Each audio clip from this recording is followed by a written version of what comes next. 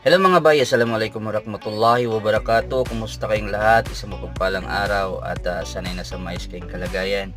At ngayon mga bay, pansamantalang tumigil muna tayo. Break time ika nga dahil alas 12 pa naman.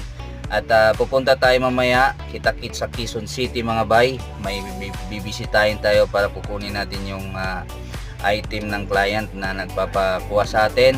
And after that, pupunta naman tayo mga bay sa malinis na syudad na kung saan ay Marikina at may pupuntahan din tayo doon. So kung abutan tayo ng gabi mga bay, may makikita na naman tayong mga magagandang ilaw sa kalsada. At yun lang mga bay, gusto ko lang magpasalamat din sa patuloy na pagsuporta ninyo sa YouTube channel natin at Siyang TV at sa Facebook natin, sa patuloy na pagsubaybay at sa pag-subscribe at pag-follow. Darating ang araw mga bay, babalik din natin yan, yung pagsuporta ninyo na walang tigil.